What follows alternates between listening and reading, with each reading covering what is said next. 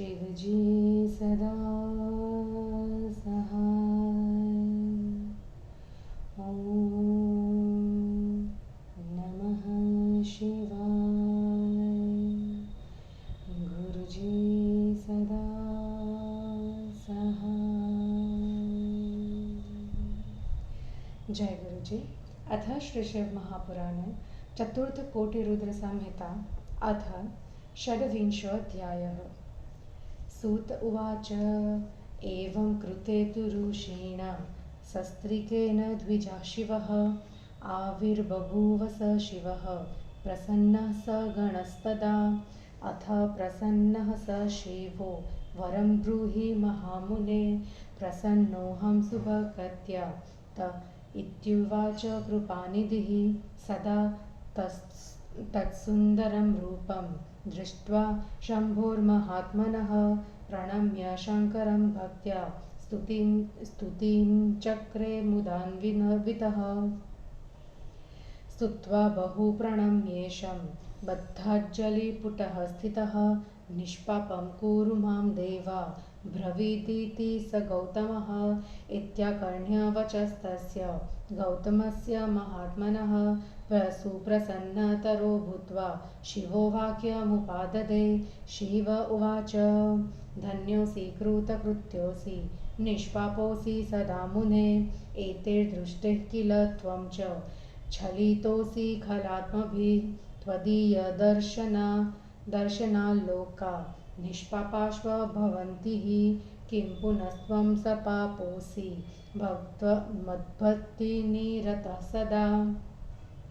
उपद्रवस्त्व हि मुने ये कृतस्तु दुरात्मभिः। ते पापाश्व दुराचार हत्यावन्तस्त एव हि। एतेषां दर्शनादन्ये पापिष्ठाः सम्भवन्तु च कृताध्नाश्व तथा जाता नैतेषां निष्कृतिः कचित्। सूत उवाच इत्युक्त्वा शङ्करस्तस्मै तेषां दुष्वरितं तदा बहुभाच प्रभुर्विप्राः सत्कदोस्तत्सु दण्डगः। शर्वोक्तमिति स श्रुत्वा सुविस्मितमनः ऋषिः सुप्रणम्य शिवं भक्त्या साञ्जलिः पुनरब्रवीत्। गौतम उवाच ऋषिभिस्तेर्महेशान् रूपकारः कृतो महान्। यथैवं न कृतं तैस्तु दर्शनं ते कुतो भवेत्। धन्यास्ते ऋषयो येस्तु मह्यं शुभतरं कृतं तदद्दुराचरणादेव मम स्वार्थो महान् भूत्। सूत उवाच इत्येवं तद्वचः श्रुत्वा सुप्रसन्नो महेश्वरः गौतमं प्रत्युवाचाशु कृपादृष्ट्या विलोक्य च। शिव उवाच ऋषिर्धन्योऽसि विप्रेन्द्र ऋषिश्रेष्ठतरोऽसि वे। ज्ञात्वा मां सुप्रसन्नं हि वृणु त्वं वरमुत्तमम्। सूत उवाच गौतमोऽपि विचार्येवं लोके विश्रुतमित्युत। अन्यथा न भवेदेव तस्मादुक्तं समाचरेत्। निश्चित्येवं मुनिश्रेष्ठो गौतमः शिवभक्तिमान् साञ्जलिर्नतशिर्षो हि शङ्करं वाक्यमब्रवीत्। गौतम उवाच सत्यं नाथ ब्रवीषि त्वं तथापि पञ्चभिः कृतं नान्यथा भवतीत्यत्र यच्चातं जायतां तुत। यदि प्रसन्नो देवेश गङ्गा च दीयतां मम कुरु लोकोपकारं हि नमस्तेस्तु नमोऽस्तु ते। सूत उवाच इत्युक्त्वा वचनं तस्य धृत्वा वै पादपङ्कजं नमस्कार देवेशं गौतमो लोककाम्यया। ततस्तु शङ्करो देवः पृथिव्याश्वदिवश्वसः सारं चैव समुद्धृत्य रक्षितं पूर्वमेव तत्। विवाहे ब्रह्मणा दत्तं वसिष्ठं च किञ्चन ततस्मै दत्तवान् शम्भुर्मुनये भक्तवत्सलः। गङ्गाजलं तदा तत्र श्रीरूपमभवत्परं। तस्याशैव ऋषिश्रेष्ठः स्तुतिं कृत्वा नतिं व्यधात्। गौतम उवाच धन्यासि कृतकृत्यासि पावितं भुवनं त्वया। मां च पावय गङ्गे त्वं पतन्तं नीरये ध्रुवं। सूत उवाच शम्भुष्वापि तदोवाच सर्वेषां हितकृच्छृणुः। गङ्गे गौतममेनं त्वं पावयस्व मदाज्ञया। इति श्रुत्वा वचस्तस्य शम्भोश्व गौतमस्य च। उवाचैव शिवं गङ्गा शिवशक्तिर्हि पावनी। गङ्गो उवाच ऋषिं तु पावयित्वाहं परिवारयुतं प्रभो। गमिष्यामि निजस्थानं वचः सत्यं ब्रवीमिः। सूत उवाच इत्युक्तं गङ्गया तत्र महेशो भक्तवत्सलः। लोकोपकरणार्थाय पुनर्गङ्गां वचोद्ब्रवीत। शिव उवाच त्वया स्थातव्यमन्त्रैव व्रजेद्धावक्तर्लियुगः।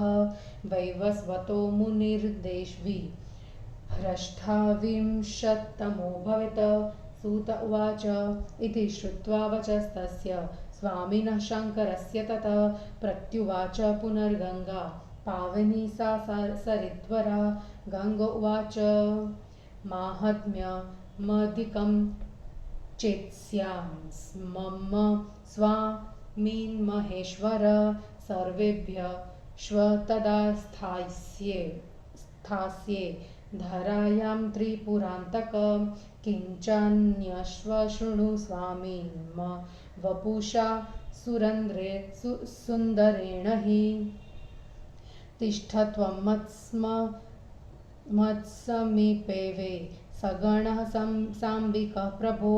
सूत उवाच एवं तस्य वचः श्रुत्वा शङ्करो भक्तवत्सलः लोकोपकरणार्थाय पुनर्गङ्गा वचोद्ब्रवीत।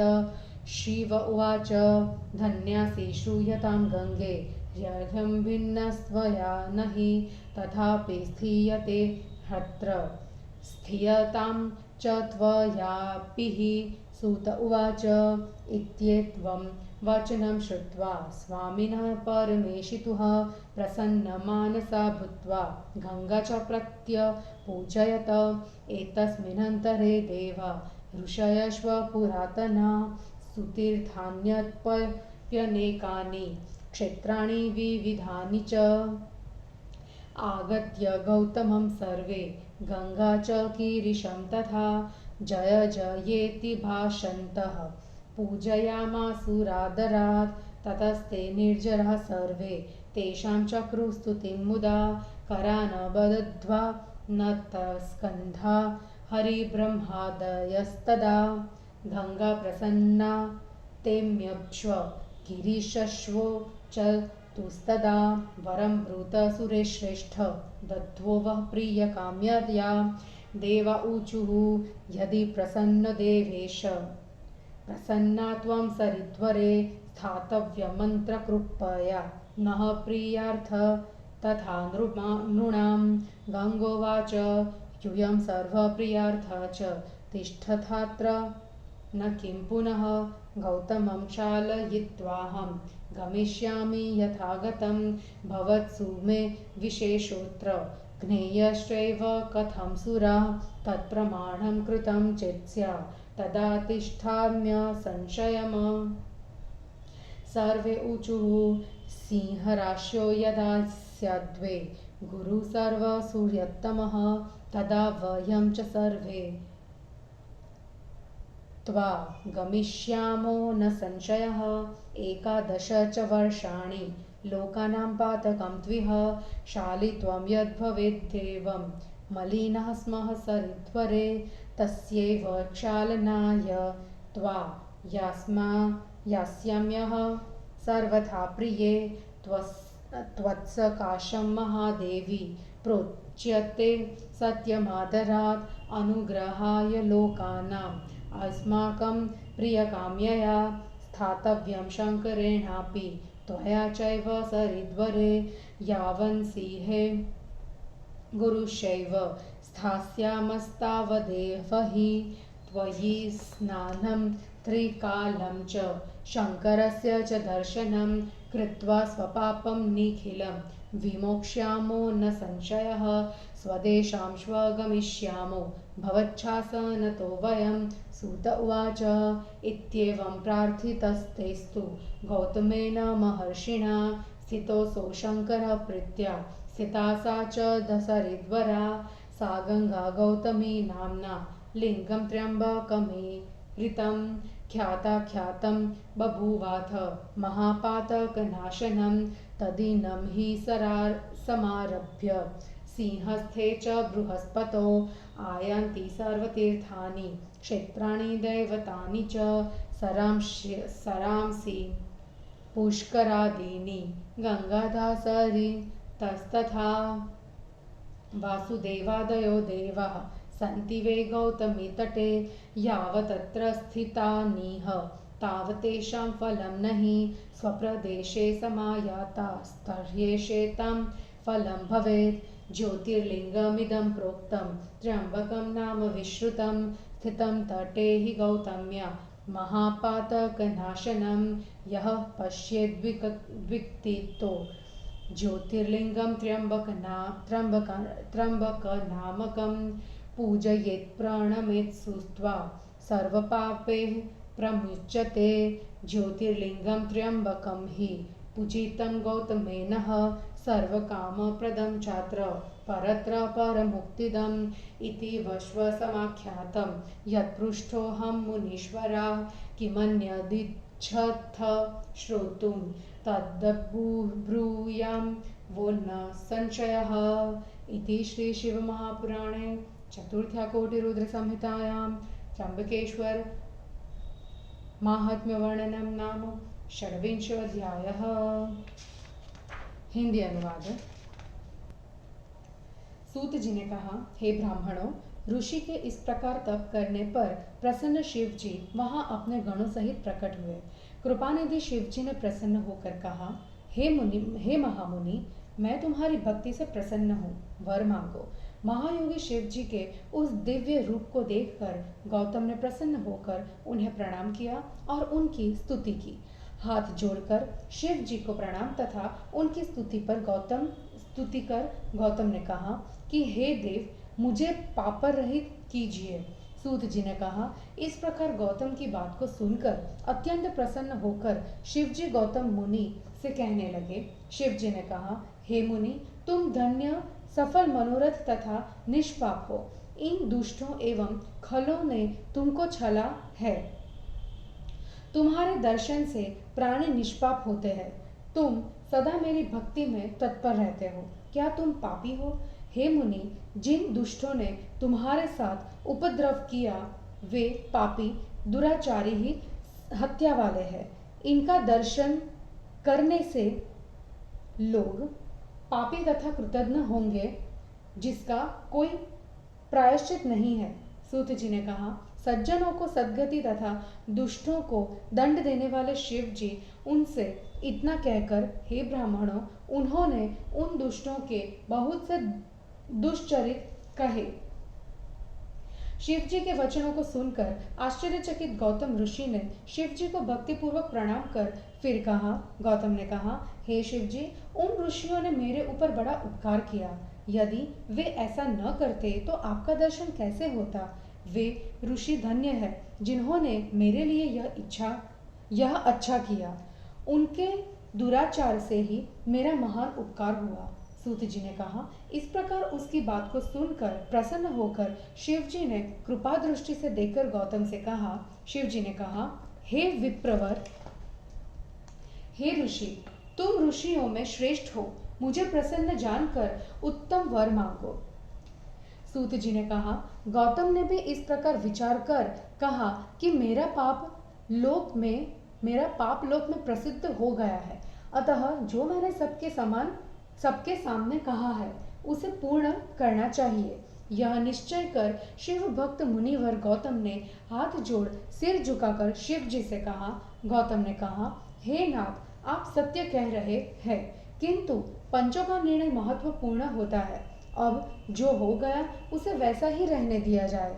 देवेश, यदि आप प्रसन्न हैं तो मुझे गंगा जी देकर लोगों का उपकार कीजिए। आपको बार बार नमस्कार है। सूत जी ने कहा। इस प्रकार अपनी बात कहकर शिव जी के चरण कमलों को पकड़कर लोकोपकार की इच्छा से शिव जी को प्रणाम किया। तब शिव जी ने स्वर्ग तथा पृथ्वी के सार को निकालकर जो पहले से रखा था, विवाह में जो ब्रह्मा जी ने दिया था और जो शेष गंगा जल बचा था, भक्तवत्सल शिव जी ने वह गौतम मुनि को दे दिया। उस गंगा जल ने उस समय स्त्री रूप धारण कर लिया। ऋषिवर गौतम ने उनकी स्तुति करके उसे प्रणाम किया। गौतम ने कहा, आप धन्य एवं कृतकृत्य है, आपने भूलोक को पवित्र कर दिया। हे गंगा, नरक में गिरते हुए मुझे भी पवित्र कीजिए। सूत जी ने कहा। तब सबके हितकर्ता शिव जी ने भी कहा, हे गंगा, तुम मेरी आज्ञा से इन गौतम मुनि को पवित्र करो। इस प्रकार शिव जी और गौतम मुनि के वचनों को सुनकर गंगा ने कहा, शिव भक्ति सबको पवित्र करने वाली होती है। गंगा ने कहा, हे प्रभु, मैं परिवार सहित मुनि को पवित्र करके अपने स्थान को चली जाऊंगी। यह मेरा सत्य वचन है। सूत जी ने कहा। इस प्रकार भक्तवत्सल शिव जी से गंगा ने कहा। तब लोकोपकार के लिए शिव जी ने फिर गंगा से कहा। शिव जी ने कहा, हे देवी, कलियुग में जब तक 28वां वैवस्वत नामक मनु का काल है, तब तक तुम यही रहो। सूत जी ने कहा। स्वामी शिव जी के इस वचन को सुनकर नदियों में श्रेष्ठ गंगा ने फिर कहा। गंगा जी ने कहा, हे महेश्वर, त्रिपुरांतक स्वामी, यदि मेरा महात्म्य अधिक हो जाता है तो मैं भूतल पर रहने लगूंगी। हे स्वामी, इस सुंदर शरीर तथा पार्वती को लेकर आप भी मेरे साथ यही निवास कीजिए। सूत जी ने कहा। इस प्रकार गंगा जी की बातों को सुनकर भक्त प्रिय शिव जी ने लोक कल्याण के लिए फिर गंगा जी से कहा। शिव जी ने कहा, हे गंगा, तुम धन्य हो। सुनो, मैं तुमसे अलग नहीं हूँ, फिर भी तुम भी यहाँ रहो, मैं भी रहता हूँ। सूत जी ने कहा। इस प्रकार परमेश्वर स्वामी के वचन को सुनकर गंगा जी ने प्रसन्न होकर उनकी आज्ञा स्वीकार की। इसी बीच में सभी देवताओं, प्राचीन ऋषिगणों, उत्तम सभी तीर्थों तथा अनेक पवित्र क्षेत्रों ने वहां आकर सभी से शिव जी, गंगा जी तथा महर्षि गौतम की जय जयकार की और आदर से सबकी पूजा की। उसके बाद सभी ब्रह्मा, विष्णु आदि देवताओं ने प्रसन्न होकर हाथ जोड़ तथा सिर झुकाकर उनकी स्तुति की।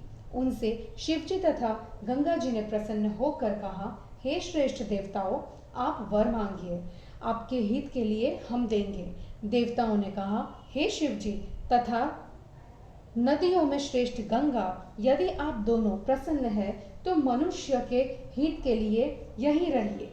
गंगा जी ने कहा, आप सब यहाँ सबके हित के लिए क्यों नहीं रह जाते? मैं गौतम को पवित्र करके अपने स्थान को चली जाऊंगी। हे देवताओं, यदि आप सब मेरा विशेष सम्मान करें और आप लोग मुझे विशेष जाने, ऐसा यदि स्वीकार करते हैं तो मैं यहाँ रहूंगी।